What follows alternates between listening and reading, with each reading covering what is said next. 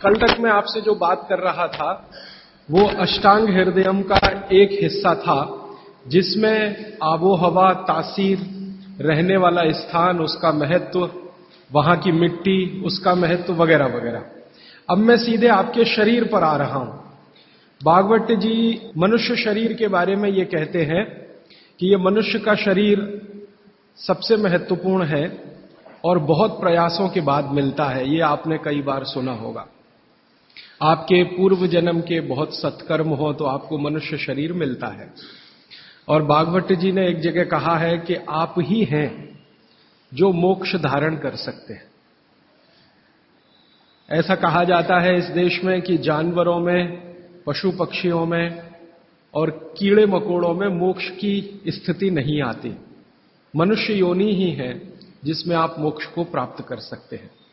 तो उनकी मोक्ष की परिभाषा बहुत सुंदर है। मोक्ष क्या है? हम सब लोगों ने कई बार अलग अलग समय अलग अलग लोगों से सुना होगा कि मोक्ष ऐसा है, मोक्ष ये है। भागवत जी की परिभाषा बिल्कुल साफ और सरल सीधी है। वो ये कहते हैं कि जो व्यक्ति, मनुष्य, स्त्री हो या पुरुष, कोई भी, अपने दुखों को दूर कर ले और दूसरों के दुखों को दूर करने का काम करे, वही मोक्ष का अधिकारी है।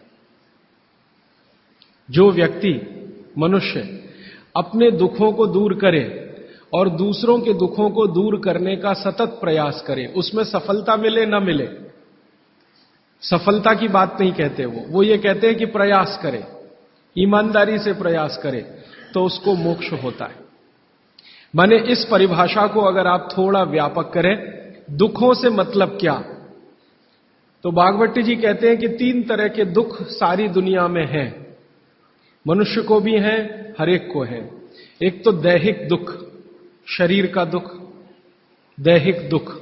दूसरा है दैविक दुख, भगवान का दिया हुआ कोई दुख जो आपके शरीर से अलग है।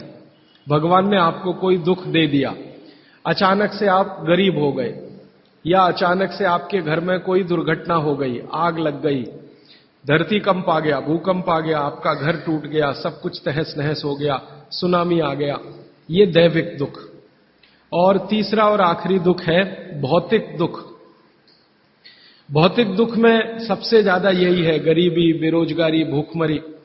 तो वो भागवत जी कहते हैं कि दैहिक, दैविक और भौतिक तीनों दुखों से जो व्यक्ति मुक्त हो और दूसरों को मुक्त करने का रात दिन प्रयास करे, वही मोक्ष का अधिकारी है। आगे के सूत्र में वो ये कहते हैं कि अगर आपने अपने जीवन के तीनों दुख दूर कर लिए और आप दूसरों के दुखों को दूर करने के लिए कुछ नहीं करते, तो माफ कीजिए, आप कभी भी मोक्ष के अधिकारी नहीं हो सकते। हमारे यहां बहुत सारे साधु संत हैं जो हिमालय में जाके तपस्या करते हैं। तो उनकी जो तपस्या है हिमालय की, वो अपने दुखों को दूर करने तक सीमित है। अगर वो वापस हिमालय से लौटकर समाज के दुख को दूर नहीं करेंगे तो किसी को भी मोक्ष नहीं होगा। भागवत जी कहते हैं कि कोई सदगृहस्थ व्यक्ति है, वो स्वामी नहीं है, महात्मा नहीं है, तपस्वी नहीं है, लेकिन अगर वो अपने दुखों से दूर करते हुए दूसरों के दुखों को दूर करने के काम में लगा हुआ है, तो वो कहते हैं कि वो तपस्या करने वाले से ज्यादा बेहतर है, भले ही वो सदगृहस्थ है।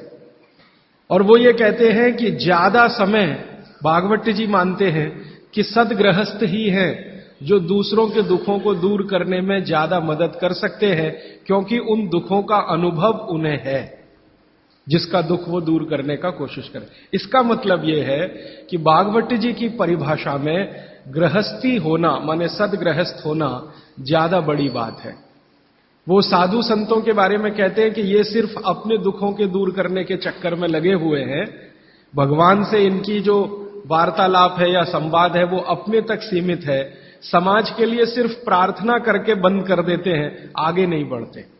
इसलिए वो कहते हैं कि आप अपने दुख दूर करें, दूसरों के दुख दूर करने के काम में सतत लगे, भले प्रयास आपका सफल हो ना हो।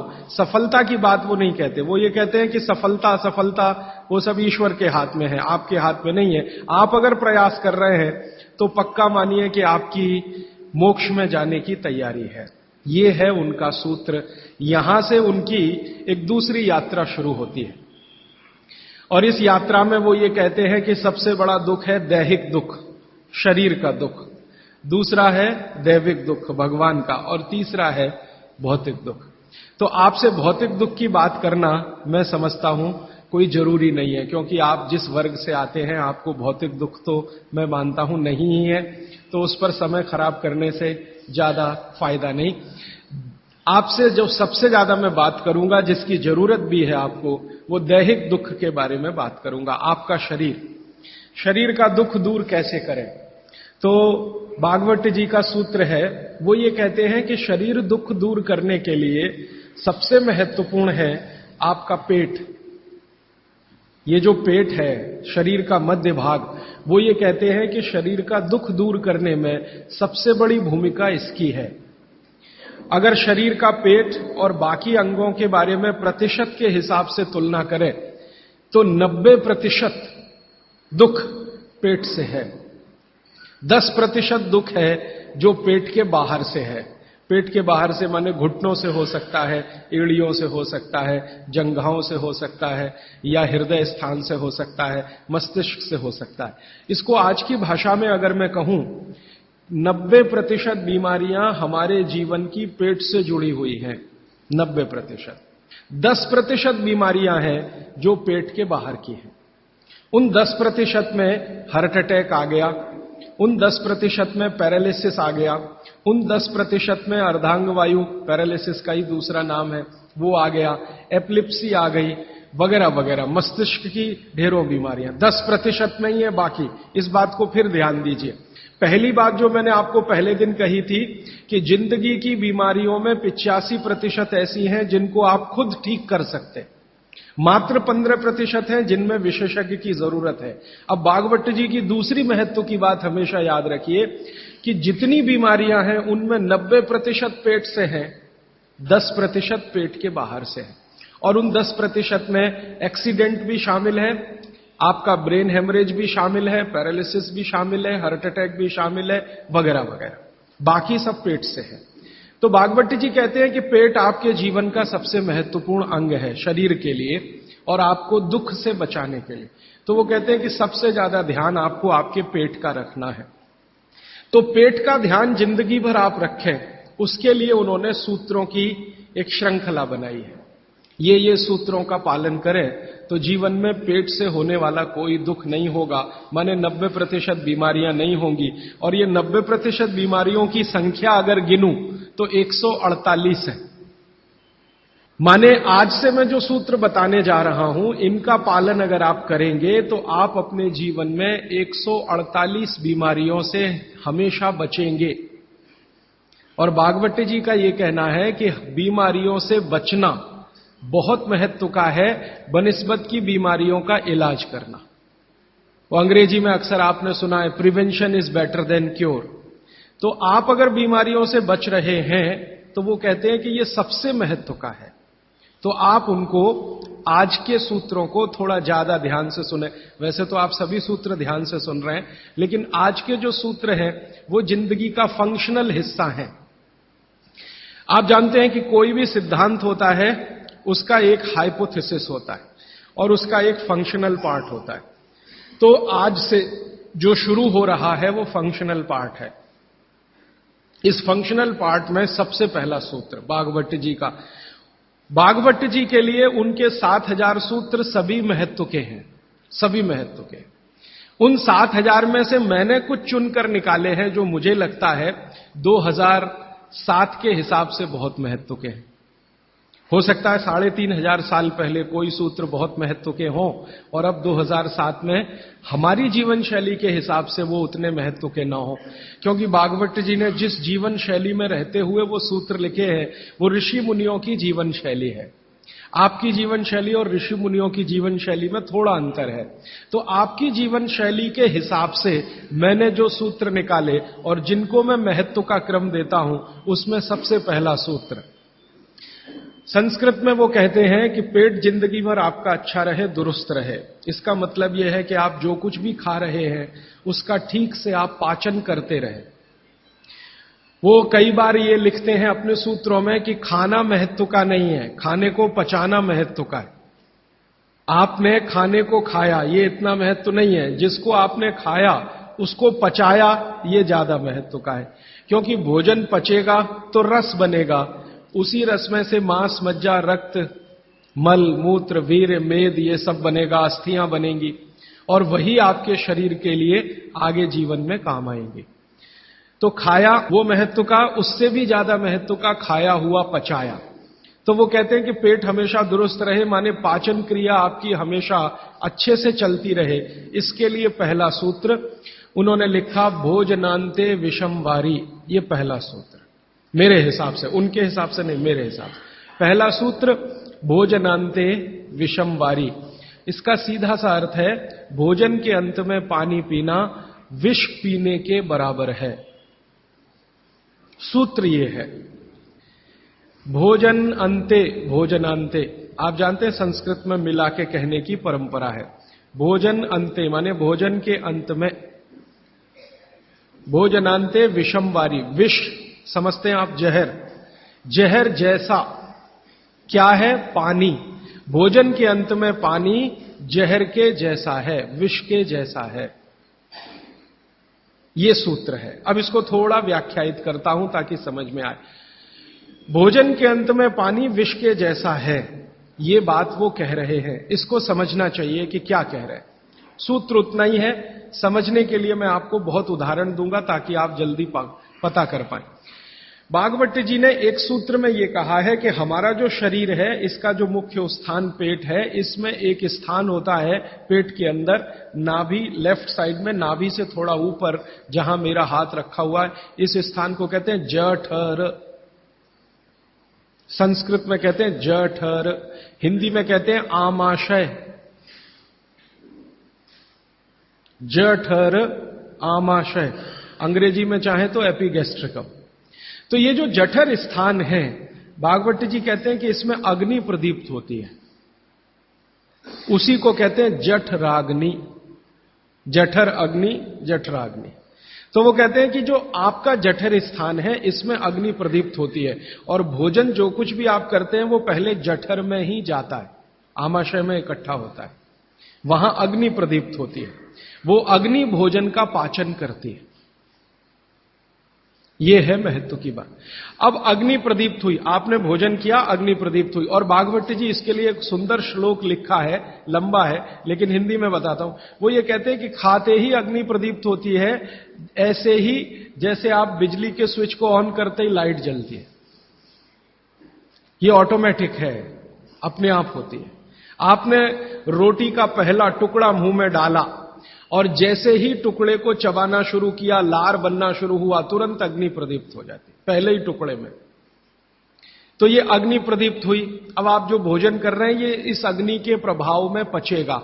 तो भोजन के पचने की क्रिया में पहले भोजन रस में बदलेगा। पहले पेस्ट बनेगा, जैसे टूथपेस्ट की कंडीशन होती है वैसा बनेगा, लुगदी जैसा। फिर उसमें से रस बनेगा, फिर रस में से सब कुछ बनेगा। तो वो कहते हैं कि आपने जैसे ही भोजन किया, अग्नि प्रदीप्त हुई। अब ये अग्नि भोजन को पचा रही है, और आपने भोजन पूरा करते ही पानी पी लिया, गट गट गट गट गट गट। तो क्या हुआ? अग्नि शांत हो जाएगी। आपके रसोई गैस में चूल्हा जल रहा है गैस का, और जलते हुए चूल्हे पर पानी फेंकिए तो बुझ जाएगा। अग्नि का पानी से मेल नहीं है, दुश्मनी है। तो आपके पेट में खाना खाते ही अग्नि जल रही है। अब आपने पीछे से गिलास 2 गिलास पानी पी लिया। कोई कोई लोग तो लोटा भर के पी लेते हैं, कई कई लोग तो भोजन से ज्यादा पानी पी लेते हैं। तो ये जो पानी गया, इसने अग्नि को शांत कर दिया। अब अग्नि शांत हो गई तो फिर भागवत जी कहते हैं भोजन पचेगा नहीं, वो सड़ेगा। अब उन्होंने 20 सूत्र लिखे हैं कि भोजन पचेगा तो क्या होगा और भोजन सड़ेगा तो क्या होगा। मैं सड़ने वाले हिस्से की बात कर लेता हूं। वो कहते हैं कि भोजन अगर सड़ना शुरू हुआ तो सबसे पहले गैस बनेगी, वायु बनेगी, वायु। और ये वायु आपकी जिंदगी हराम कर देगी। और ये वायु की तीव्रता जब बढ़ेगी तो गले में जलन होगी, छाती में जलन होगी, पेट में जलन होगी। फिर और ज्यादा तीव्र अगर ये हो गई वायु तो ये शरीर में जाएगी, घूमेगी, क्योंकि वायु को पकड़ना मुश्किल है, जहां स्थान मिलता है वहीं जाती है। तो ये वायु पूरे शरीर में घूमेगी तो सिर घूमेगा, आपको चक्कर आएंगे, सिर में दर्द होगा, पीठ में भी दर्द हो सकता है, हृदय स्थान पे भयंकर दर्द हो सकता है। कई बार तो इतना दर्द होता है कि आपको लगेगा कि हार्ट अटैक आ गया, लेकिन वो वायु का दर्द है, हार्ट अटैक नहीं। और ये जो वायु बनी भोजन के सड़ने से, इसी वायु में से भागवत जी ने सूची बनाई है कि 103 रोग पैदा होंगे। 103। सबसे पहला रोग है उसमें एसिडिटी, हाइपर एसिडिटी। ज्यादा दिन अगर आपने ये चक्कर चलाया पानी पीने का तो अल्सर, पेप्टिक अल्सर, और ज्यादा दिन चक्कर चलाया तो बवासीर, मूढ़व्याध, भगंदर, ये सब रोगों की सूची है। और अंत का एक रोग है कैंसर, कर्क रोग। 103वें नंबर पर उन्होंने लिखा है कर्क रोग, माने एसिडिटी से शुरू होकर आप कैंसर तक की यात्रा कर सकते हैं। तो वो ये कह रहे हैं कि जिस काम से वायु पैदा हो और वो वायु आपके सड़े हुए भोजन में से निकले, और बाद में भागवत जी कहते हैं, वो भी बता देता हूं, वो दूर का सूत्र है लेकिन यहीं पे ले आता हूं उसको, कि आपका जो भोजन सड़ेगा, इसको ध्यान से सुनिएगा, तभी भोजन में से, भागवत जी के शब्द दूसरे हैं, मैं आज के शब्द इस्तेमाल कर रहा हूं, तभी कोलेस्ट्रॉल बनेगा। सड़े हुए भोजन का ही बाई प्रोडक्ट है कोलेस्ट्रॉल। अगर भोजन का पाचन हुआ तो कोलेस्ट्रॉल शून्य रहता है, वो कोलेस्ट्रॉल जो आपको हानि पहुंचाता है। आप जानते हैं शरीर में दो तरह का कोलेस्ट्रॉल है, एक गुड और एक बैड। अच्छा कोलेस्ट्रॉल माने एचडीएल, हाई डेंसिटी लिपोप्रोटीन। खराब कोलेस्ट्रॉल माने एलडीएल और उसका छोटा भाई VLDL, very low density lipoprotein. तो भागवत जी कहते हैं कि ये जो खराब कोलेस्ट्रॉल है वो रक्त में तभी आता है जब भोजन पेट में सड़ता है। इसका माने जिनको कोलेस्ट्रॉल बढ़ रहा है या बढ़ा हुआ है वो ध्यान दें, उनको भोजन पच नहीं रहा, उनका भोजन सड़ रहा है। तो कोलेस्ट्रॉल बढ़ेगा तो हार्ट अटैक भी आएगा, कोलेस्ट्रॉल बढ़ेगा तो घुटने भी जड़ हो जाएंगे, सारी संधियां आपकी एकदम कड़क हो जाएंगी, आपको चलना फिरना मुश्किल हो जाएगा, 10 कदम चलना मुश्किल हो जाएगा। तो वो ये कहते हैं कि जब 103 बीमारियां एक छोटी गलती से आती हों तो वो गलती कभी करना नहीं। माने भोजन के बाद कभी पानी पीना नहीं, ये है सूत्र। अब जैसे ये सूत्र पूरा हुआ तुरंत आपके मन में प्रश्न आएंगे कि पानी कब पीना, पहला ही प्रश्न। तो भागवत जी कहते हैं कि पानी कब पीना वो खुद ही उत्तर दे रहे हैं आगे के सूत्रों में, क्योंकि शायद मालूम है कि मनुष्य की जिज्ञासाएं होने ही वाली है। तो पहले सूत्र में लिख दिया भोजनांते विषमवारी, कि भोजन के अंत में पानी मत पियो। अगले ही सूत्र में वो कहते हैं कि कम से कम 1.5 घंटे के बाद पानी पियो। अब ये जो 1.5 घंटे का कैलकुलेशन है ये क्या है? ये भागवत जी कहते हैं कि जो आपने खाया वो आपके जठर स्थान में 1.5 घंटे तक अग्नि के प्रभाव में रहता है, 1.5 घंटे तक। और जानवरों के लिए भी उन्होंने बताया है, वो कहते हैं कि जानवर जो कुछ खाते हैं उनके पेट में भी अग्नि है, जठर अग्नि, वहां 4 घंटे तक अग्नि का प्रभाव रहता है जानवरों के शरीर। मनुष्य शरीर में 1 से 1.5 घंटे का उन्होंने बताया, और 1 से 1.5 घंटे का वो बताया है तो अलग अलग क्षेत्र के हिसाब से। जैसे आप दक्षिण भारत में हैं, कोई उत्तर भारत में है, कोई पूर्वी भारत में है। अब मान लीजिए उत्तरांचल का कोई आदमी इसी सूत्र को पढ़ेगा तो उसको तो अग्नि का असर 2 से 2.5 घंटे रहेगा, पहाड़ वाला। लेकिन आपके लिए मैं बात कर रहा हूं तो 1 से 1.5 घंटा। तो वो कहते हैं कि 1 से 1.5 घंटे पेट में अग्नि का प्रभाव है। जब तक अग्नि का प्रभाव है पानी मत पियो, क्योंकि पानी पीते ही अग्नि बुझेगी। अग्नि का काम है भोजन को पचाना, पचेगा नहीं तो सड़ेगा, सड़ेगा तो 103 रोग पैदा करेगा। तो सीधा सा दूसरा सूत्र है कि भोजन के 1.5 घंटे के बाद पानी पीना। ठीक है, अब तुरंत आपके मन में सवाल आएगा, भोजन के बीच में पीना कि नहीं पीना, और भोजन के पहले पीना कि नहीं पीना। भागवत जी ने इसका उत्तर अगले सूत्रों में दिया है। वो ये कहते हैं कि भोजन के पहले पानी पीना तो कम से कम 40 मिनट और अधिक से अधिक 1 घंटा। आपको सीधा सा हिसाब बताता हूं, 10 बजे खाना अगर खाना चाहते हैं तो 9 बजे से लेकर 9:20 तक आप चाहें उतना पानी पी सकते हैं। 9 बजे से लेकर 9:20 तक। और बीच में पीना कि नहीं, तो इसके लिए भागवत जी कहते हैं, ये बहुत साइंटिफिक बात उन्होंने कही है, बहुत साइंटिफिक है। वो कहते हैं कि अगर आपके भोजन में 2 अन्न हैं, दो अन्न, माने एक रोटी खा रहे हैं आप, वो गेहूं है, और दूसरा चावल खा रहे हैं, तो चावल और गेहूं 2 अन्न है। तो और सामान्य रूप से आप सभी के भोजन में शायद 2 ही अन्न होते हैं, इसलिए मैं ये सूत्र कह रहा हूं। ये 1 अन्न वालों के लिए नहीं है, 2 अन्न वालों। जो 2 अन्न खाते हैं भोजन में, उनको एक अन्न की पूर्ति पूरी हुई और दूसरे की शुरू होने वाली है, तो बीच का जो जंक्शन पॉइंट है, इस पे पानी पीना। मतलब इसका सीधा है, रोटी पूरी हो गई, अब आप चावल खाने की तैयारी कर रहे हैं, तो रोटी खाने के बाद चावल खाने से पहले आप जरूर पानी पीना, लेकिन मात्रा कितनी? तो वो कहते हैं 2 या 3 घूंट, इतना ही। उसके बाद जब दूसरा अन्न आपने शुरू कर दिया, फिर नहीं, फिर तो पूरा आप भोजन ही करके उठिए। अब आप भोजन कर लिया तो गला साफ करने के लिए थोड़ा 1-2 घूंट और पी लेना, गला साफ करने के लिए। पानी पीने के लिए नहीं है, वो गला साफ करने के लिए। अब आपके मन में तुरंत एक प्रश्न आएगा कि भोजन के अंत में क्या पीना? फिर पानी तो नहीं पीना, 1.5 घंटे तक तो नहीं पीना, तो कुछ पी सकते हैं। तो भागवत जी ने 3 चीजें बताई हैं, उसके लिए पूरा सूत्र लिखा है कि भोजन के अंत में सबसे अच्छी चीज जो पीने के लिए है वो है छाछ, वो है मट्ठा, दही का तक्रम। जो शब्द उन्होंने इस्तेमाल किया वो तक्रम माने यही है, लगभग छाछ मट्ठा के आसपास की चीज, तक्रम। वैसे तक्रम की उन्होंने परिभाषा दी है कि दही को खूब अच्छे से मथने के बाद उसका मक्खन जो निकल गया, तो मक्खन निकालकर जो बचा वो तक्रम। मक्खन रह गया तो वो लस्सी। लस्सी पीने के लिए नहीं कह रहे, तक्रम की बात है। तो आप भोजन के बाद जो सबसे अच्छी चीज पी सकते हैं वो है छाछ, वो है मट्ठा। मट्ठा शब्द एकदम अच्छा है, हिंदी का शब्द है, शायद आप सब समझते हैं। गुजराती हैं तो छाछ आप अच्छे से समझते हैं। तो छाछ पिए या मट्ठा पिए, ये सबसे अच्छी चीज। दूसरी सबसे अच्छी चीज उन्होंने बताई है वो है दूध। दूध दूसरी सबसे अच्छी चीज। और तीसरी सबसे अच्छी चीज बताई है फल का रस। कोई भी फल का रस, लेकिन वो कह रहे हैं मौसमी फल का रस।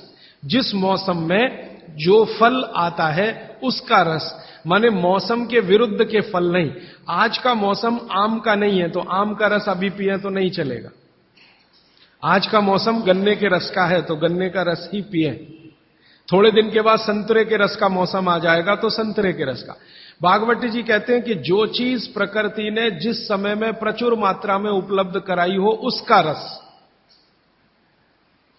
तो आप ये कहें कि कोल्ड स्टोरेज से लाया हुआ संतरा और उसका रस निकाला या मौसमी का रस, ये सर्वनाश करेगा, सत्यानाश नहीं, सर्वनाश करेगा। वो ये कहते हैं कि भगवान ने और प्रकृति ने आपके शरीर के हिसाब से सारी चीजों को सेट किया है। और वो कहते हैं कि भगवान ने इस प्रकृति को बनाया है तो बहुत ही सोच समझकर बनाया, एक एक माइक्रो कैलकुलेशन उसने किए, तब आपको ये प्रकृति के साथ उसने रखा है। तो प्रकृति में जब जो चीज बहुत मात्रा में हो उसी का रस, जैसे अभी टमाटर का सीजन है तो आप भोजन के बाद टमाटर का रस पी सकते हैं भरपेट। इस समय गन्ने के रस का सीजन है तो भोजन के बाद आप गन्ने का रस भरपेट पी सकते हैं। जो भी अभी थोड़े दिन में अंगूर का सीजन आ जाएगा तो भोजन के बाद अंगूर का रस पी सकते हैं, संतरे का, जब जब जो सीजन आए वो ध्यान रखना है। अब इसमें आगे एक सूत्र है वो बहुत महत्व का है। भागवत जी कहते हैं मट्ठा या छाछ कब पीना, दूध कब पीना, रस कब पीना। तो उसके लिए उन्होंने बहुत स्पष्ट और बहुत जोर देकर यह कहा है कि मट्ठा हमेशा दोपहर के भोजन के बाद ही पीना, सामान्य लोगों के लिए। असामान्य लोगों के लिए बाद में बताऊंगा। जो सामान्य लोग हैं आपके मेरे जैसे, मट्ठा हमेशा दोपहर के भोजन के बाद ही पीना। और दूध हमेशा रात के भोजन के बाद ही पीना। दूध माने शाम को 6-7 बजे के भोजन के बाद ही पीना। और जूस हमेशा सुबह के भोजन के बाद ही पीना। सुबह का भोजन माने नाश्ता। भागवत जी ने नाश्ता शब्द कहीं नहीं इस्तेमाल किया है, सुबह का भोजन। आप उसको नाश्ता कैसे? तो सुबह के भोजन के बाद जूस, दोपहर के भोजन के बाद मट्ठा और रात के भोजन के बाद दूध। और वो ये कहते हैं आगे के सूत्र में कि इनका क्रम उल्टा सीधा मत करना कभी। माने सुबह के भोजन के बाद दूध पी लिया, रात के भोजन में जूस पी लिया या मट्ठा पी लिया। वो कहते हैं ये उल्टा क्रम आप मत करना। क्यों नहीं करना? तो आगे वो एक्सप्लेनेशन देते हैं, वो ये है बहुत महत्व का, कि हमारे शरीर को मट्ठे का पाचन होने के लिए जो रस की जरूरत होती है, रस माने एंजाइम, जो एंजाइम या रस की जरूरत होती है वो दोपहर को ही होते हैं पेट में। इसी तरह हमारे शरीर में दूध का पाचन होने के लिए जो रस की जरूरत पड़ती है या एंजाइम की जरूरत पड़ती है वो सूर्यास्त के बाद ही होते हैं, या सूर्यास्त के समय ही उनकी उत्पत्ति शुरू होती है। और जो रस और एंजाइम की जरूरत जूस पचाने के लिए है वो सुबह ही होते हैं। इसलिए आप नियम बना लो, ब्रेकफास्ट में जूस, लंच में मट्ठा छाछ और डिनर में दूध। बच्चों को भी यही नियम, बड़ों को भी यही नियम। अब आप कहेंगे हमारे बच्चे तो स्कूल जाते दूध पीकर जाते हैं, तो बदल दो, जूस पीकर भेजो या पिलाकर भेजो। और आप कहेंगे जी पिएंगे नहीं। आप जैसी आदत डालेंगे बच्चे वैसे ही होने वाले हैं, क्योंकि बच्चे अपने से कुछ नहीं सीखते, वो आपका सिखाया हुआ है सारा कुछ। तो अब तक आपने बच्चों को दूध पीने की आदत डाली है, आज से माफी मांग लो कि गलती हो गई हमसे। अब हम आपको चाहते हैं कि आप जूस पी के जाओ। क्यों जाओ? तो उनको ये बात समझाओ, शायद समझ जाए, वो भी समझ जाएंगे तो उनकी भी जिंदगी में ये परमानेंट हो जाएगा। सुबह के नाश्ते के बाद जूस पीना, दोपहर के भोजन के बाद मट्ठा, रात के भोजन के बाद दूध। ये सूत्र है। अभी इसके आगे का सूत्र भागवत जी कहते हैं कि आप खाने के 1.5 घंटे के बाद पानी पिएं, क्योंकि जठर के अग्नि के प्रभाव में खाना 1.5 घंटे तक रहता है। तो पानी कैसे पिए? कैसे पिए पानी? तो हमारे यहां पानी पीने के बहुत तरीके हैं। लोटा मुंह से लगाया, गट गट गट गट उतार लिया। गिलास मुंह से लगाया, गट गट गट गट उतार लिया। क्या ये तरीका? तो भागवत जी कहते हैं नहीं, ये तरीका बिल्कुल गलत है पानी पीने। वो कहते हैं कि पानी को चुस्कियां ले लेकर पिए, घूंट भर भर के पानी पिए, सिप ले लेकर पानी पिए। ऐसा पानी पीने का नियम। जैसे आप गर्म दूध पीते हैं ना, भागवत जी बिल्कुल उसके समकक्ष रखते हैं कि गर्म दूध आप जैसे पीते हैं एक एक सिप या चुस्की लेकर घूंट भर के, ऐसे ही पानी पिए। अब ये क्यों? ये समझ लें। आप एक साथ पूरा पानी उतारें गले के नीचे और एक एक घूंट पानी उतारें गले के नीचे, दोनों में जमीन आसमान का अंतर है। क्या अंतर है? मैं आपको एक महत्व की बात समझाना चाहता हूं, ये जीवन भर याद रहे तो बहुत अच्छा। हमारे पेट में भोजन को पचाने के लिए अग्नि होती है, और इस अग्नि को तीव्र करने के लिए अम्ल होता है, अम्ल, एसिड। आप जानते हैं पेट में अम्ल बनता है, प्राकृतिक रूप से बनता है। अब पेट में तो अम्ल बनता है, और भगवान ने ऐसी व्यवस्था की है कि पेट में अम्ल दिया है और मुंह में क्षार बनता है, जिसको लार कहते हैं आप, लार, स्लाइवा, सेलिवा, लार, लाला रस, अलग अलग नामों से आप जानते हैं। तो मुंह में बनती है लार, ये है क्षार, और पेट में बनता है अम्ल। आप थोड़ा भी अगर विज्ञान जानते हैं तो आप जानते हैं कि क्षार और अम्ल को मिलाओ तो हो जाता है न्यूट्रल।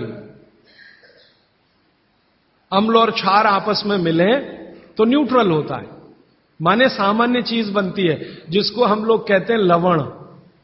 एक लवण होता है नमक, वो अलग है, केमिस्ट्री के लवण की बात कर रहा हूं। तो अम्ल और क्षार आपस में मिलते रहे तो न्यूट्रल होते हैं। अम्ल का मतलब है जिसका पीएच 7 से कम है, और क्षार का मतलब है जिसका पीएच 7 के आगे है, और न्यूट्रल का मतलब जिसका पीएच 7 है। ये जो पानी है ना, पानी, ये ना अम्ल है ना क्षार है, ये न्यूट्रल है। तो भागवत जी कहते हैं कि पेट आपका अक्सर पानी के जैसा रहे तो बढ़िया। और जिनका पेट पानी के जैसा, माने पेट की अम्लता ना बढ़े और पेट का क्षारपन भी ना बढ़े, pH 7 के आसपास रहे, तो भागवत जी कहते हैं ऐसे व्यक्ति को 100 से ज्यादा वर्ष जीने की पूरी गारंटी है, बिना एक भी दवा खाए और बिना चिकित्सक के पास जाए।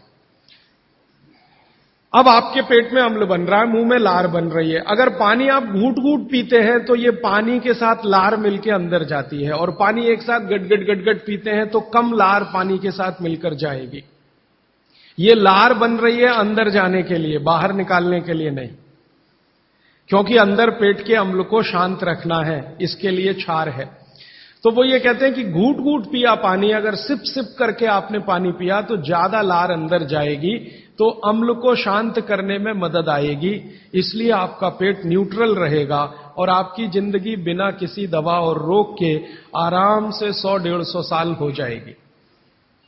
इसलिए पानी घूट घूट भर के पिए, और एक साथ गटगट पानी पिएंगे तो लार पानी के साथ मिल नहीं पाएगी, तो अंतिम रूप में जब वो पहुंचेगा पानी तो खाली पानी होगा, और वो उतना न्यूट्रलाइज नहीं कर पाएगा, पेट को उस तरह से सामान्य अवस्था में नहीं ला पाएगा। हालांकि पानी भी अम्ल को कम करता है, क्योंकि अम्ल में पानी मिलाओ तो अम्ल की ताकत कम होती जाती है, तो पानी कम तो करेगा, लेकिन लार के साथ जो पानी कम करेगा वो बिल्कुल अद्भुत होगा। भागवत जी आगे कहते हैं, बहुत ही महत्व की बात है ये सब आपके लिए। वो ये कहते हैं कि जो व्यक्ति सिप सिप करके पानी पिए, वो देखें जानवर कैसे पीते हैं। चिड़िया कैसे पानी पीती है? चिड़िया एक ड्रॉप उठाती है, आप ध्यान देना, चिड़िया एक ड्रॉप उठाएगी, फिर उसको ऐसे ऐसे मुंह में चलाएगी, फिर पिएगी, फिर दूसरी ड्रॉप उठाएगी, फिर ऐसे ऐसे चलाएगी, फिर पिएगी। ऐसे कुत्ता है, पानी को चाट चाट के पिएगा, शेर पानी को चाट चाट के पिएगा। ज्यादातर जानवर पानी को ऐसे ही पीते हैं। वो जानवर हमसे ज्यादा स्वस्थ हैं, किसी को डायबिटीज नहीं है, कोई ओवरवेट नहीं है। हाँ, किसी को डायबिटीज नहीं, कोई ओवरवेट नहीं, किसी को जॉइंट्स पेन नहीं, किसी को कुछ नहीं, क्योंकि वो पानी पीने का नियम जानते हैं। बाघ भट्ट के पक्के चेले हैं ये सब जानवर, बिना बोले और बिना कहे। तो आप भी हो जाइए। भागवत जी कहते हैं कि पानी थोड़ा लीजिए, जैसे चिड़िया पीती है, उसको मुंह में चिड़िया ऐसे ऐसे करती है ना, घुमाती है, तो आप भी पानी को थोड़ा घुमाइए, फिर पी जाइए। थोड़ा पानी लीजिए, मुंह में भरिए, पीजिए, फिर पानी भरिए, फिर भरिए, फिर पीजिए, ताकि इधर उधर की सब लार पानी के साथ मिलकर अंदर जाए। अब वो ये कहते हैं कि जो ऐसे पानी पी लेगा, कोई रोग आने की संभावना नहीं, माने आपके सारे रोगों की एक दवा। तो मैंने ये एक्सपेरिमेंट शुरू किया, ये मैंने पढ़ा था 6 साल पहले। भागवत जी को मैंने 6 साल पहले पढ़ना शुरू किया, 3 साल पढ़ने में लग गया और 3 साल समझने में लग गया। तो 6 साल पहले मैंने ये सूत्र पढ़ा था। मैंने कहा यार, कुछ लोग हैं जो बीमार हैं बहुत, मैंने कहा तुम करके देख लो, भागवत कह रहे गलत तो रिजल्ट आने वाला नहीं। तो आपको सुनकर हैरानी होगी, हमारे जो दोस्त हैं, सहयोगी हैं, जिनका वजन बहुत ज्यादा था, उन्होंने पानी सिप सिप करके पीना शुरू कर दिया, और भोजन के 1.5 घंटे के बाद पानी पीना शुरू। ये 2 सूत्रों का ही परिणाम है कि सबके वजन पहले से आधे हो गए। एक तो मेरा दोस्त है जिसको मैं कभी आपके सामने खड़ा कर सकता हूं, 140 किलो का था वो, और 1 सवा साल हो गया, लगभग अभी 1.5 साल है, अब 70 किलो का है, बिना कोई दवा खाए, बिना भोजन में कोई बदलाव किए, सिर्फ पानी पीने का तरीका बदला। फिर मैंने डॉक्टरों से बात की कि ये चक्कर क्या है, तो उन्होंने कहा बात सीधी सी ये है कि जो लार है ना, ये दुनिया की सबसे अच्छी औषधि है, इसकी मेडिसिनल प्रॉपर्टी सबसे ज्यादा है। आपने जानवरों को देखा होगा, उनको कभी भी कोई चोट लगे तो वो अपने लार से ही ठीक कर लेते हैं, चाट चाट के, क्योंकि उसमें मेडिसिन है। तो मनुष्य की लार में भी है। अब वो ये कहते हैं कि भारत के वो मनुष्य या स्त्रियां और पुरुष बहुत ही दुर्भाग्यशाली हैं जो इस लार को अंदर ले नहीं जा पाते। जैसे तंबाकू खाने वाले लोग थूकते ही रहते हैं, उसको थूकते ही रहते हैं, थूकते ही रहते हैं। गुटखा खाने वाले लोग, मावा खाने वाले लोग थूकते ही रहते हैं, थूकते ही रहते। तो डॉक्टर लोग कहते हैं कि वो जिंदगी की सबसे महत्वपूर्ण चीज को थूक रहे हैं, जिसको बनाने के लिए भगवान ने 1 लाख ग्रंथियां आपके मुंह में दी हैं। आप जानते हैं ये लार पैदा होने में 1 लाख ग्रंथियों का काम होता है। 1,00,000 ग्रंथियां हैं जो रात दिन आपके लिए लार बनाती हैं, और आप गुटखा खा खा के उसको थूकते रहते हैं, तो सड़क तो खराब करते ही हैं, अपने को उससे ज्यादा खराब करते हैं। तो मेरी हाथ जोड़कर विनती है कि आप में से कोई लार थूकने वाला हो, थूकने वाला आदमी, ये तो भागवत जी की डिक्शनरी में नहीं है।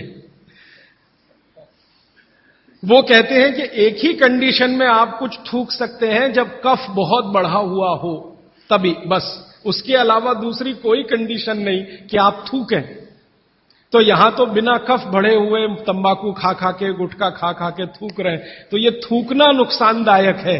गुटखा तो नुकसानदायक है ही, तंबाकू तो और भी नुकसानदायक है, उससे भी ज्यादा थूकना, तो मत थूकिए। तो फिर आप कहेंगे जी पान खाएं, तो पान खाने के लिए नियम बताया, बहुत माइक्रो लेवल पे कैलकुलेशन है भागवत जी। वो कहते हैं कि पान खाओ तो कत्था मत लगाओ, बिना कत्थे का पान खाओ, थूकने की गरज ही नहीं, क्योंकि जो भी खाओगे वो चूना है, कैल्शियम है, तो अंदर जाएगा, और वो कैल्शियम क्या क्या अद्भुत काम करेगा वो कल बताने वाला हूं मैं। तो वो कहते हैं कि पान भी खाना है तो थूकना नहीं है, कत्था है तो थूकना पड़ेगा, कत्थे बिना ही पान खाओ। माने हमारे पुराने पूर्वज और बुजुर्ग जो तंबाकू का नहीं, कत्थे का नहीं, सिर्फ चूना लगा के जो पान खाते हैं, वो बागवट के चेले सब के सब शिष्य उनके।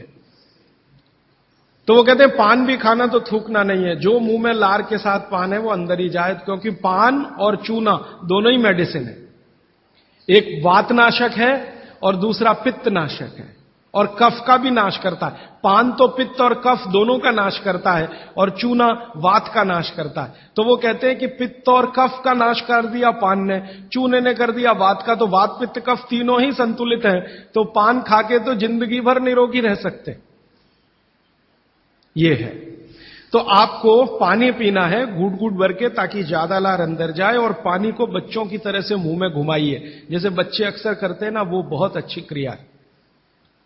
ठीक है, अब आगे चलता हूं। आगे का एक सूत्र है भागवत जी का कि पानी कभी भी पिए तो ठंडा ना पिए। पेट को दुरुस्त रखने के लिए ही है ये सारे सूत्र आज जो मैं कह रहा हूं। पानी जब भी पिए तो ठंडा ना पिए। कैसा पानी पिए जी? तो वो कहते हैं कि आपके शरीर का तापमान देखें, उसके अनुसार के तापमान का ही पानी पिए, माने शरीर के तापमान के बराबर का पानी पिए, माने गुनगुना पानी पिए। गुनगुना शब्द है। एक शब्द कोमट, कोमट शब्द गुजराती है? नहीं, मराठी है शायद। हां, गुनगुना पानी पिए। नवसे का पानी कहते हैं राजस्थान में, नवसे का हल्का गरम गुनगुना पानी पिए। कभी भी पानी की गर्मी शरीर के तापमान के ऊपर ना हो, ऐसा पानी पिए। तो अब आपका शरीर का तापमान है 37 डिग्री, तो 37 डिग्री अगर आप पानी को लेके जाएंगे तो वो गुनगुना ही होता है। रूम टेम्परेचर के ऊपर रहता है, बॉडी टेम्परेचर के बराबर रहता है। तो ऐसा पानी पिए, गुनगुना ही पानी पिए। क्यों? अभी मन में प्रश्न आएगा क्यों? हम तो जी ठंडा पानी पीते हैं, फ्रिज का पानी पीते हैं, बर्फ डाला हुआ पानी पीते हैं। तो भागवत जी इसको बहुत अच्छे से समझाते हैं, और आधुनिक विज्ञान का इसमें मैं जोड़कर आपको समझाता हूं। आप अगर ठंडा पानी पी रहे हैं, कल्पना करिए, तो पानी क्या करेगा? पेट में जाएगा सीधा सीधा, और पेट को ठंडा बनाएगा। जिसका जैसा गुण है वही तो करेगा ना। बर्फ का गुण है ठंडा करने का, तो बर्फ डालकर पानी में आप पी रहे हैं, तो बर्फ का गुण वो पानी में आ गया। अब पानी आपके पेट को ठंडा करेगा। अगर पानी ने पेट को ठंडा किया तो, अगर पेट ठंडा हो गया पानी के असर में, तो शरीर ठंडा हो जाएगा, क्योंकि शरीर के सारे ऑर्गन पेट से ही जुड़े हुए हैं, चाहे वो आपका हार्ट हो, चाहे किडनी हो, चाहे लीवर हो। और अगर शरीर ठंडा हो गया तो जय राम जी की, जाइए यमराज के पास, यहां फिर आपके लिए कुछ नहीं है। तो पानी अगर पेट में गया और उसने पेट को ठंडा कर दिया, तो आप ठंडे हुए तो मर जाएंगे, मृत्यु आएगी। तो कभी भी ठंडा पानी ना पिए। एक विश्लेषण। दूसरा विश्लेषण कि अगर पानी आपने ठंडा पिया और आपका पेट जीवित है, जीवित होने से मतलब फंक्शनल है, काम अच्छे से कर रहा है, तो तुरंत पेट उस पानी को गर्म करने पर लगेगा। आपका जो जठर स्थान है ना, वो तुरंत उस पानी को गर्म करने पर लगेगा। तो पानी को गर्म करने के लिए उसको अतिरिक्त ऊर्जा की जरूरत पड़ेगी, और अतिरिक्त ऊर्जा उसको रक्त में से आएगी। तो शरीर के सब हिस्सों का रक्त पेट की तरफ जाएगा। थोड़ी देर के लिए शरीर के सारे हिस्सों का रक्त जो पेट की तरफ गया है, उसने बाकी हिस्सों में रक्त की कमी कर दी।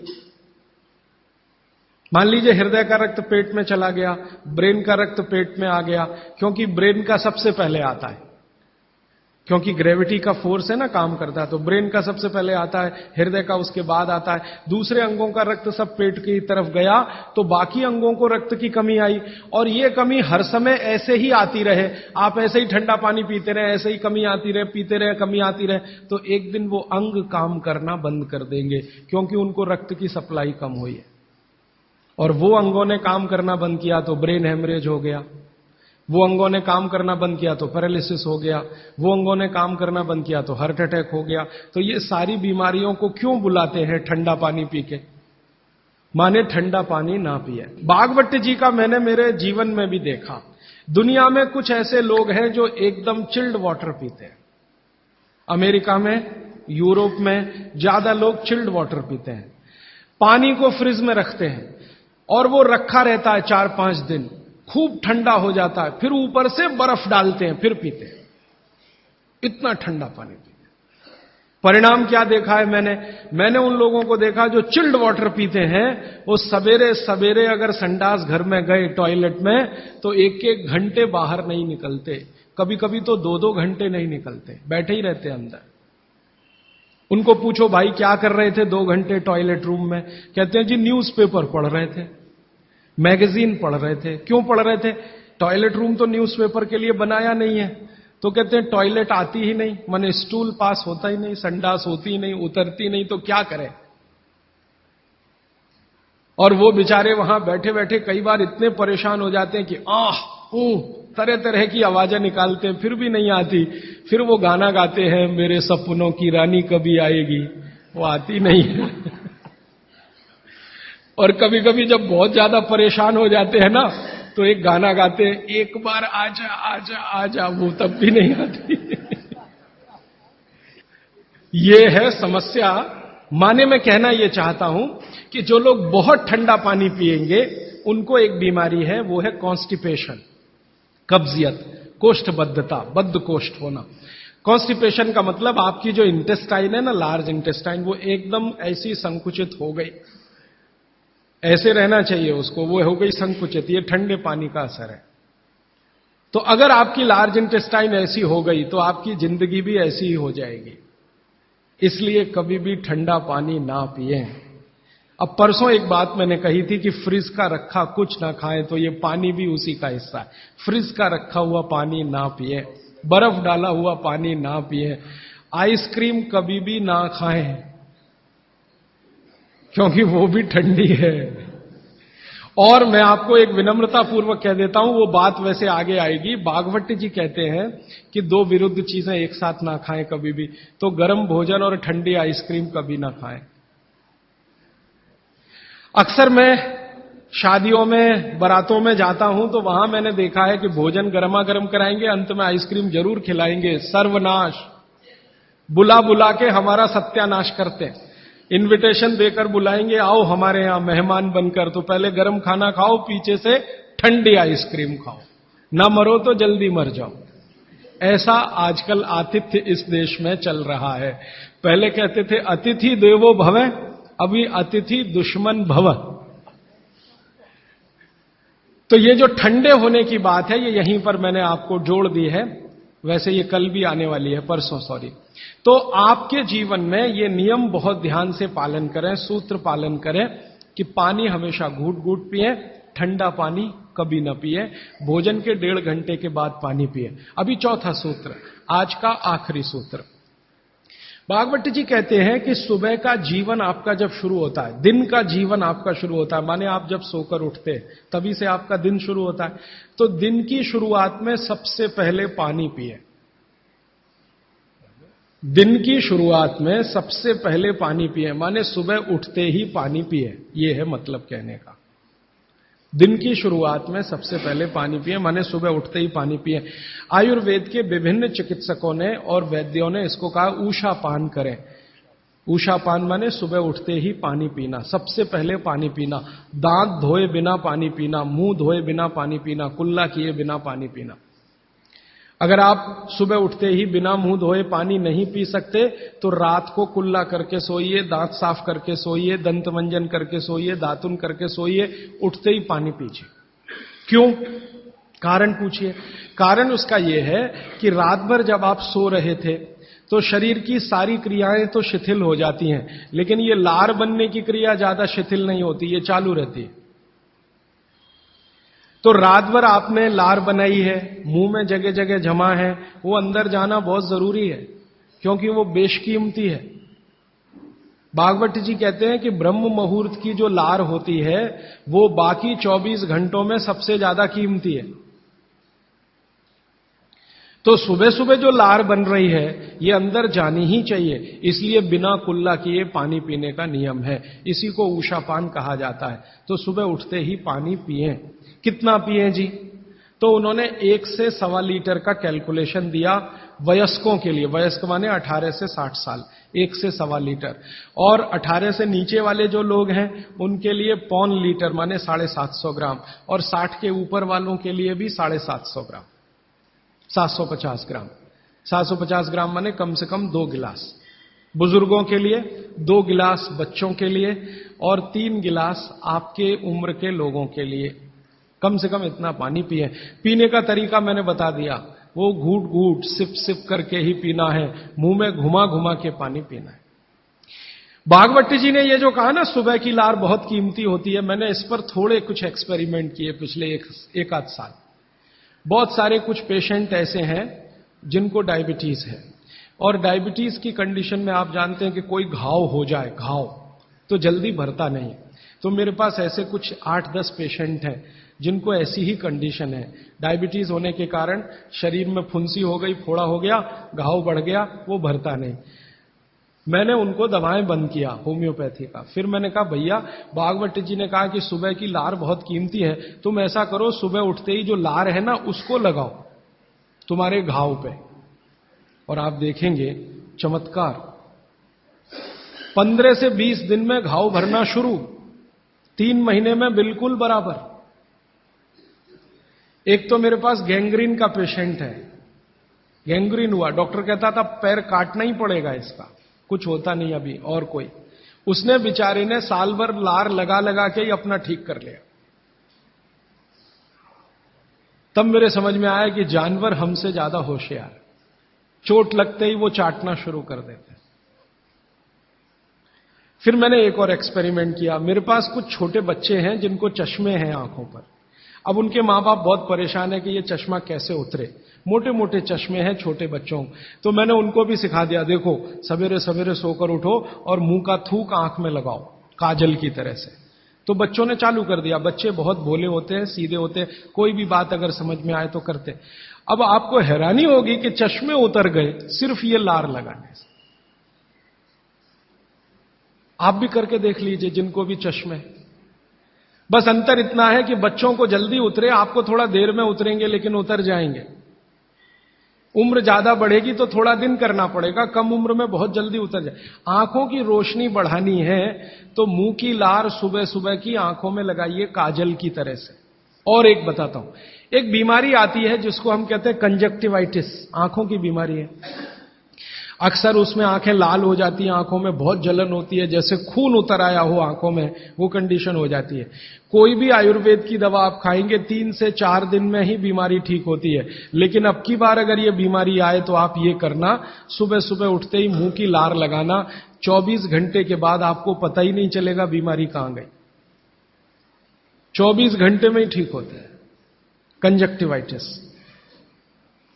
अगर बच्चों में बचपन से आंखों के ऐसे कोई रोग हैं, जैसे मेरे पास एक छोटा बच्चा है 8 साल का है, उसका मैं ट्रीटमेंट कर रहा हूं, उसकी आंखें टेढ़ी हैं, वो देखता कहीं है और दिखता कहीं है, उसको ऐसा है। अब उसके माता पिता गरीब हैं और वो ऑपरेशन का खर्चा नहीं उठा सकते, उस बच्चे पर मैं यही एक्सपेरिमेंट कर रहा हूं। लगभग मुझे 4-4.5 महीना हो गया है, और उसका टेढ़ापन, जिसको हम लोग हिंदी में कहते हैं भेंगापन, उसका भेंगापन लगातार कम हो रहा है और आंखों की पुतलियां बिल्कुल बीच में सेट हो रही। तब मुझे थोड़ी जिज्ञासा हुई और मैंने एक बहुत बड़े वैज्ञानिक को पूछा दिल्ली में कि ये लार में क्या है, एक्चुअली इसका एक्टिव इंग्रेडिएंट क्या है। तो उन्होंने कहा, भैया जितने एक्टिव इंग्रेडिएंट मिट्टी में है वो सब लार में है।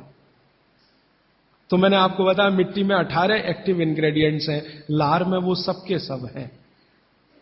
इसलिए लार शरीर के लिए बहुत ही कीमती है, बेशकीमती है। इसको कभी नष्ट नहीं करना। इसकी मदद से आप बहुत सारे रोग ठीक करते हैं। और 2-4 बातें बता दूं, क्या क्या रोग और ठीक कर सकते हैं। आपके शरीर में कोई दाग हो गया, धब्बा हो गया, जैसे जल गए, जलने का दाग होता है ना, उस पर नियमित रूप से सवेरे की लार की थोड़ी थोड़ी मालिश करते रहिए। 6-8 महीने में धब्बा बिल्कुल साफ हो जाए, जले हुए का धब्बा। शरीर में और कोई ऐसा अंग में सफेद दाग दिख रहा है, या काला दाग हो गया, या फलाना हो गया, या ढिमाका हो गया, एक्जिमा हो गया, मान लो खराब बीमारी की बात करूं, एक्जिमा हो गया, एक्जिमा पे रोज सुबह की लार लगाइए, मालिश करते रहिए, 6-8 महीने के बाद देखिएगा साफ। और एक्जिमा से भी ज्यादा खराब बीमारी है सोराइसिस, वो भी ठीक होती है इसी लार से। बस इतना है कि साल भर करना पड़े। मुफ्त का इलाज है, फोकट का इलाज। बागवट जी ने जितने भी इलाज बताए हैं सब फोकट के और मुफ्त के, बाहर जाने की जरूरत ही नहीं है।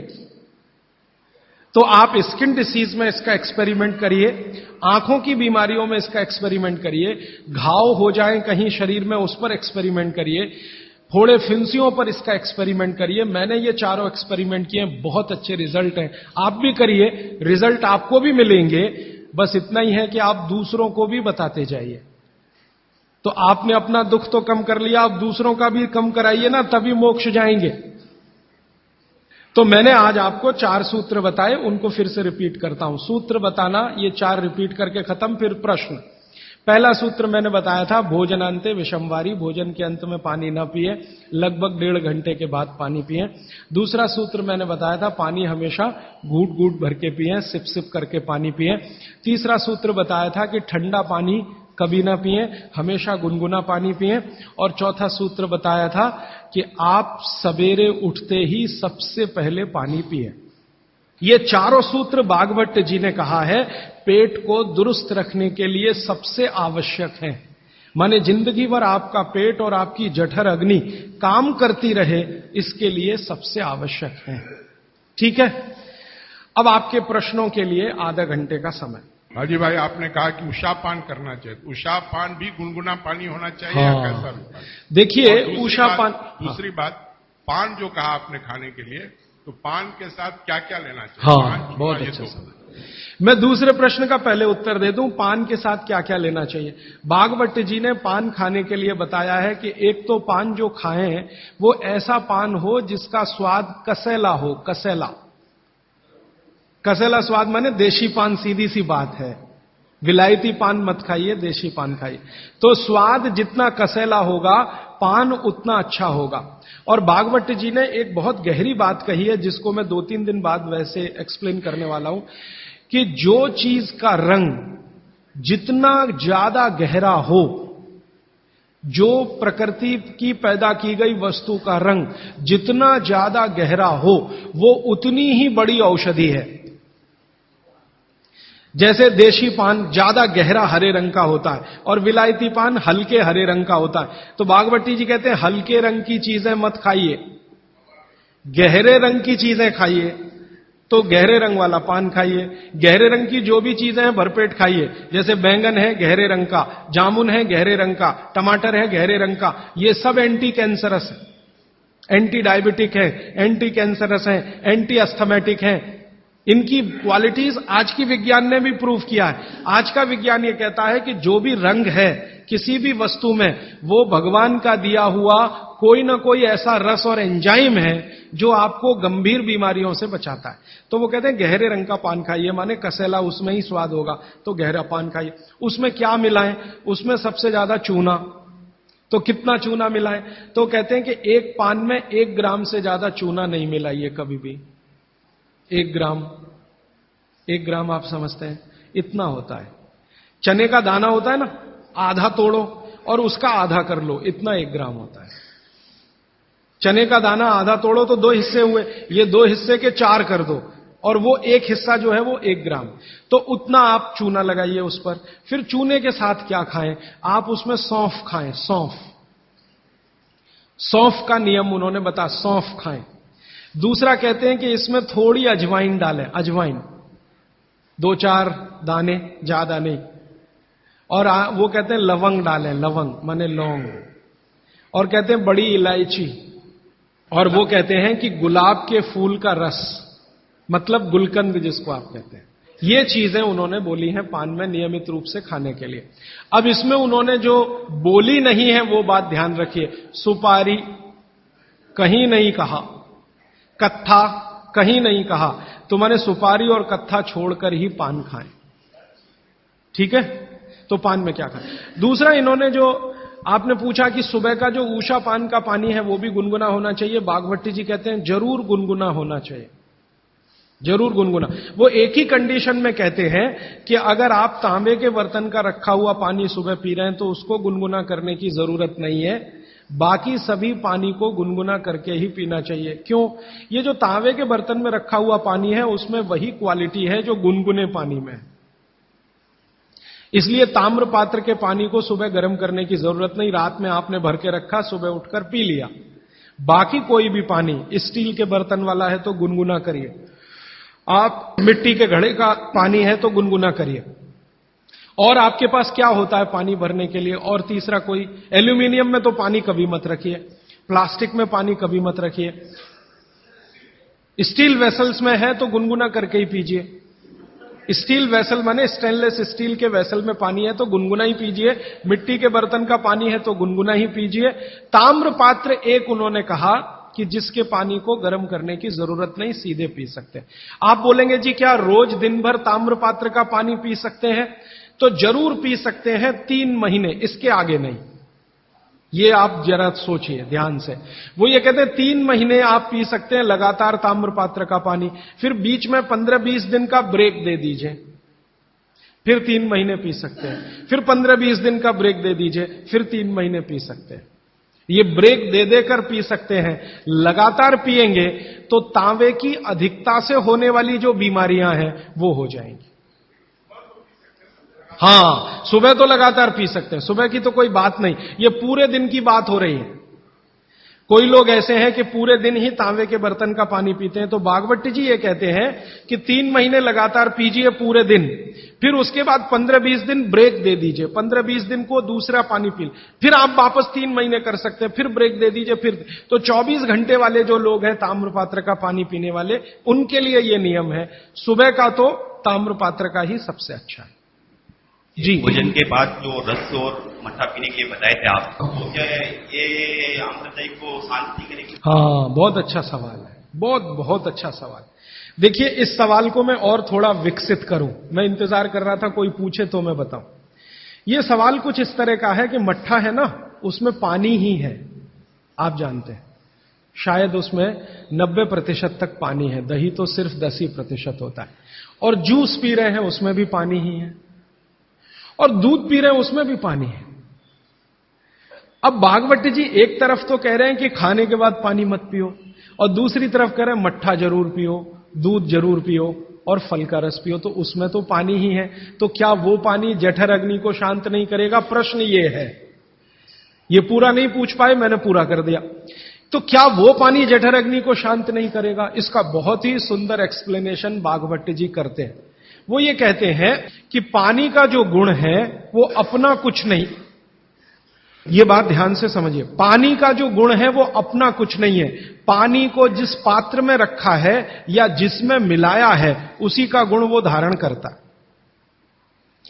आपने एक पुराना गाना सुना है, पानी रे पानी तेरा रंग कैसा, फिर आगे है जिसमें मिला दो उस जैसा। तो पानी का रंग, गुण और धर्म तीनों ही वही होते हैं वो जहां मिल गया।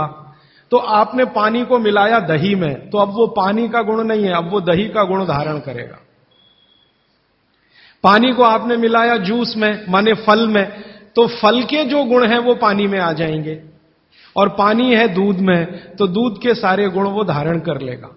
तो पानी अगर सीधा पी रहे हैं इंडिपेंडेंट, तब उसके अपने गुण धर्म होते हैं, लेकिन मिलाया हुआ पानी जब भी किसी वस्तु के साथ आप पिएंगे तो उस वस्तु का गुण पानी में आएगा। इसलिए मट्ठा पीने को खुली छूट है, पेट भर के पीजिए। दूध पीने को खुली छूट है, पेट भर के पीजिए। जूस पीने को भी खुली छूट है, सादा पानी मत पीजिए। अब दही का गुण क्या है? अग्नि को प्रदीप्त करने का गुण है दही में, क्योंकि जो वस्तु में भी चिकनाई आ गई, चिकनाई समझते हैं आप, फैट, दही में भरपूर चिकनाई है। दूध से ज्यादा चिकनाई दही में है, दही से ज्यादा चिकनाई मक्खन में है, और सबसे ज्यादा चिकनाई घी में। तो भागवती जी कहते हैं कि जिस वस्तु में भी चिकनाई है वो अग्नि को और भड़काएगी। आप जो है ना घी डालते हैं यज्ञ में, तो अग्नि भड़कती है कि नहीं? ऐसे ही पेट में घी खाएंगे, दही खाएंगे, दूध पिएंगे तो अग्नि और प्रदीप्त होती है, माने खाने को और जल्दी से पचाएगी। खाली पानी अग्नि को शांत करता है, लेकिन पानी किसी में मिलाया हुआ अग्नि को प्रदीप्त करेगा, क्योंकि उसके गुण वस्तु के हिसाब से हो जाते हैं। जी राजीव भाई, आइसक्रीम खाने के बाद हम लोग कॉफी या चाय पी के और उसका ये सवा सत्यानाश। रीजन बताऊंगा परसों, क्योंकि ये परसों आने वाला है। देखिए मैं बताता हूं आपको, अभी बता दूं, कोशिश करूंगा शॉर्ट में बताऊं, क्योंकि और प्रश्न के लिए उत्तर के लिए समय रहे। कभी भी कोई गर्म चीज आप जैसे ही खाते हैं, कोई भी गर्म चीज, चाय पिया या कॉफी पिया या गर्म दूध पिया या गर्म खाना खाया, तो पेट फिर वही काम पे लग जाता है। क्या काम है पेट का? पहले ज्यादा गर्म वस्तु को पेट के तापमान पर लाता है पेट। आपका पेट का तापमान वही है जो मुंह का है, और बगल का तापमान मुंह का तापमान में थोड़ा अंतर रहता है, लगभग 1 से 1.5 डिग्री। तो पेट का तापमान लगभग 39 से 40 डिग्री के आसपास है। अब आपने 40 डिग्री से ऊपर की कोई वस्तु खाई, जैसे चाय पी, तो वो 40 से ऊपर की ही है, कॉफी 40 से ऊपर की है, तो तापमान अंदर जो है ना 55 डिग्री 60 डिग्री अगर चाय का है, तो पेट उसको पहले 40 डिग्री पे लाएगा, और उसके लिए एंटी रिएक्शन होता है, पानी को ठंडे से गर्म करेगा, फिर गर्म से ठंडा। तो ये काम में जब तक पेट लगा हुआ है, तब तक आपने कोई ठंडी चीज खा ली, जैसे उन्होंने कहा आइसक्रीम खा ली, कॉफी के बाद आइसक्रीम खा ली। अब कंफ्यूजन वहां ये होता है कि क्या करें, वो पहले गर्म कॉफी को ठंडा करे या ये जो गर्म ठंडी आइसक्रीम आई इसको गर्म करे, तो फिर तो बहुत ही कंफ्यूजन होता है। ऐसा कंफ्यूजन जैसे आप गाड़ी चला रहे हैं, गाड़ी, इसको मैं समझाने के लिए कह रहा हूं, गाड़ी चला रहे हैं और हर 1 ही मिनट में आपको 2-3 गियर चेंज करने पड़े, 1 ही मिनट में। टॉप गियर से फर्स्ट में आना पड़े, फर्स्ट से आपको टॉप गियर में जाना पड़े, तो कैसे चलेगी गाड़ी? झटका देगी, तकलीफ देगी। ऐसे ही पेट में है कि पेट का एक गियर पड़ा हुआ है, वो गर्म कॉफी को ठंडा करने में लगा हुआ है, तब तक आपने आइसक्रीम खा के अब पेट को गियर चेंज करना पड़ेगा तुरंत, तो इसमें हो जाएगी समस्या। इसलिए कॉफी चाय के बाद ठंडी आइसक्रीम कभी भी ना खाएं, और ठंडी आइसक्रीम के बाद चाय कॉफी कभी भी ना पिए।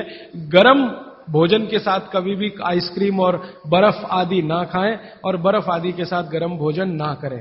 आपने पानी पीने का तरीका बताया कि सिप बाय सिप लेना, क्या उसका भी कोई तरीका है कि खड़े खड़े पानी पीना या बैठ? हाँ, बहुत अच्छा सवाल है, ये मैं कल बात करूं, क्योंकि कल वो सूत्र आने ही वाला है। जी देखिए, इन्होंने एक बहुत अच्छा सवाल पूछा है। दूध को भागवत जी ने बोला है शाम को ही पीना है। अब इनका प्रश्न यह है कि हम सुबह चाय पीते हैं, कॉफी पीते हैं, तो दूध उसमें होता ही है, तो क्या करें? भागवत जी के किसी भी शब्दकोश में चाय भी नहीं है, कॉफी भी नहीं है, क्योंकि भागवत जी 3500 साल पहले हुए। ये चाय कॉफी तो 250-300 साल पुरानी है, ज्यादा से ज्यादा 400 साल पुरानी।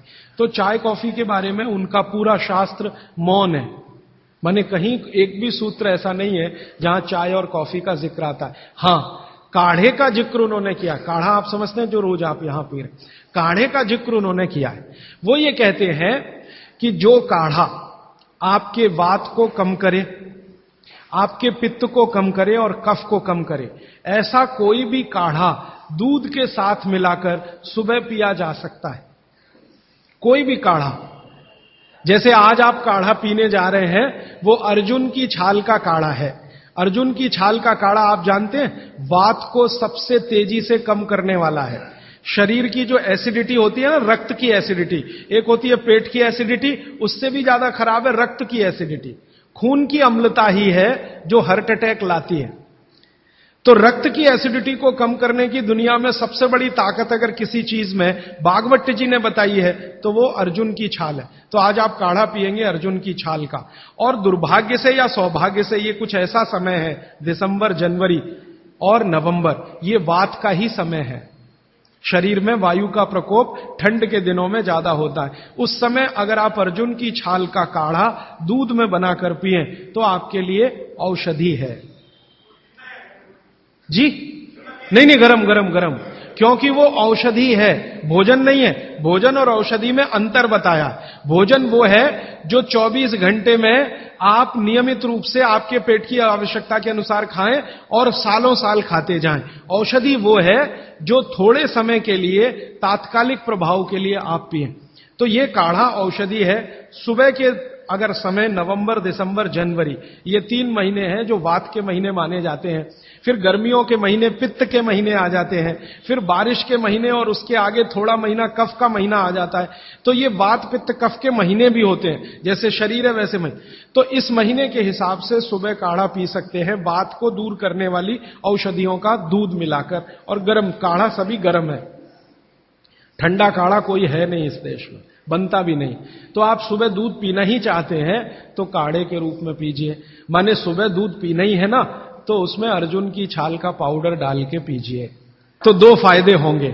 भविष्य के लिए आपको हार्ट अटैक फ्री होने की गारंटी, भविष्य के लिए।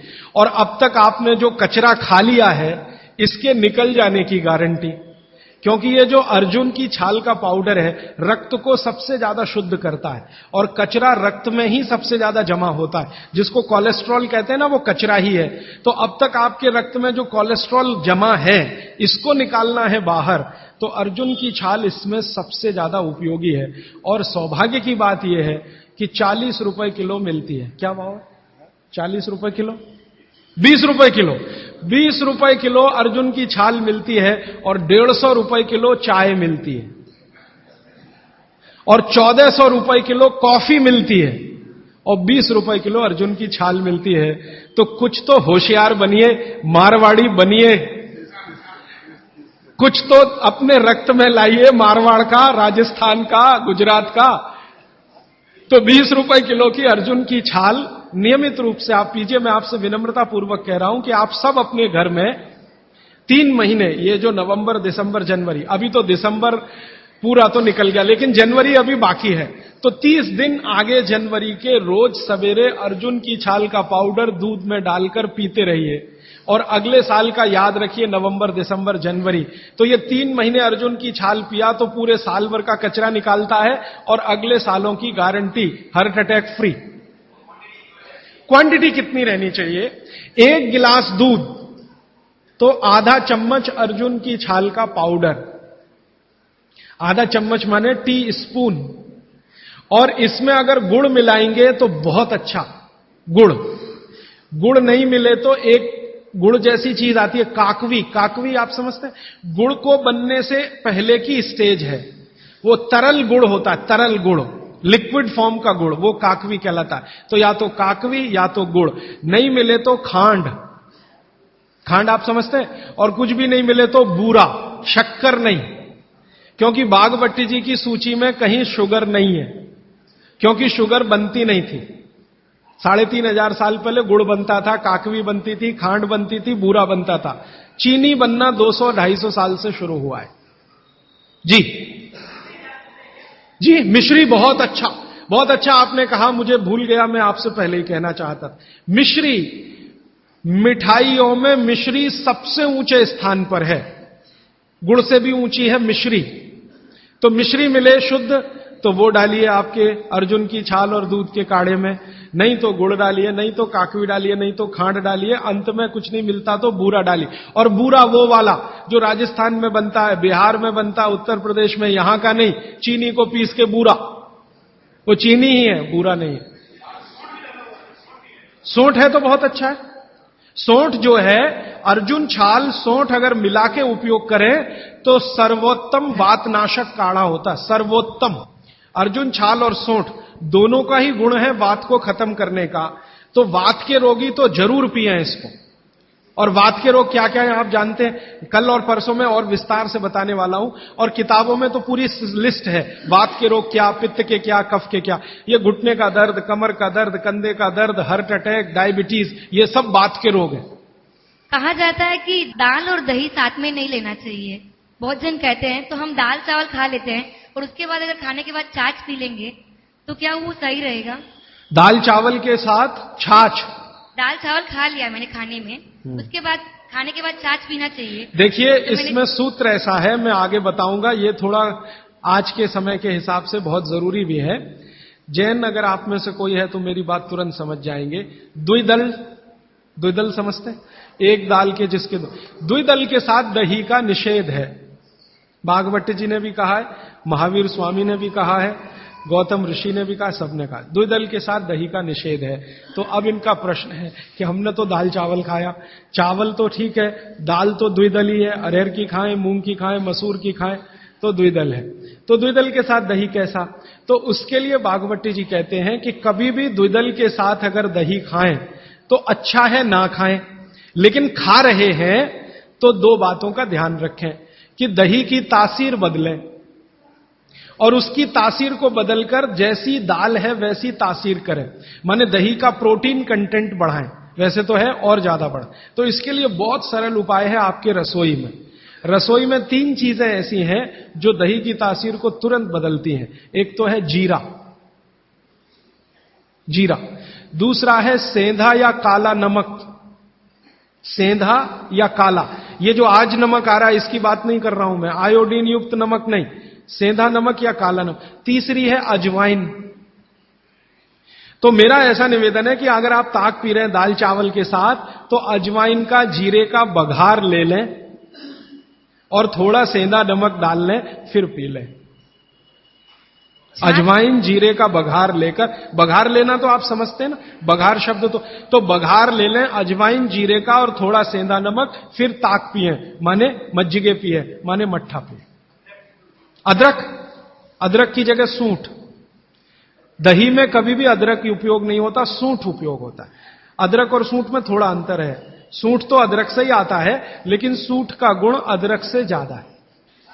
फ्रूट्स खा सकते हैं भरपेट, वैसे फ्रूट्स का भागवत जी कहते हैं सुबह खाएं खाली पेट तो सबसे अच्छा, माने नाश्ता ही फ्रूट का करें, जूस भी पीना है तो फ्रूट का पिए, तो सुबह का समय फ्रूट्स के लिए सबसे अच्छा है। लेकिन बाकी समय में भी आप फ्रूट्स कभी भी खा सकते हैं जो प्रकृति के द्वारा पकाया गया, प्रकृति के द्वारा पकाया गया, माने कैल्शियम कार्बाइड मिला के नहीं पकाया गया। हाँ बिल्कुल। छाछ शरीर के लिए ठंडा करता है तो बच्चों को भी दे सकते हैं? दे सकते हैं जी, दे सकते हैं बिल्कुल। अजवाइन डाल के बच्चों को, 3 महीने के बच्चे को अजवाइन की छाछ दी जा सकती है। और अजवाइन पानी जो आपने कहा थोड़ा गुनगुना पीना चाहिए, हर मौसम में पी सकते हैं, गर्मी के मौसम में भी? गर्मी के मौसम में थोड़ा इसके लिए आप छूट ले सकते हैं, आप चूंकि मद्रास में रहते हैं इसलिए छूट ले सकते हैं। गर्मी के दिनों में सवेरे का पानी तो गुनगुना ही रखिए, बाकी दिन का पानी अगर आप पिए तो मिट्टी के बर्तन का भी पी सकते हैं। सनबर्न के लिए लार बहुत अच्छी है। देखिए आप में से किसी भी माता या बहन को डार्क सर्किल की समस्या हो, आंखों के नीचे काले काले घेरे हैं, नियमित रूप से सुबह उठकर अपने लार की मालिश करते रहिए, आपके सारे डार्क सर्किल बिल्कुल चले जाएंगे। फेयर एंड लवली से ज्यादा प्रभावी है। मटकी का जो पानी होता है गर्मियों में राजस्थान में ठंडी से ठंडी मटकी लाके हम पीते हैं, तो इतना ठंडा पानी पिए या नहीं? जो मिट्टी के घड़े का पानी है वो रूम तापमान से थोड़ा ही कम है। जैसे रूम टेम्परेचर 25 डिग्री होगा तो मिट्टी के घड़े का पानी 23 डिग्री तक होगा, तो ज्यादा ठंडा नहीं है। ये जो फ्रिज का पानी है ये 4 डिग्री का होगा, 3 डिग्री का होगा, ये बहुत ठंडा है।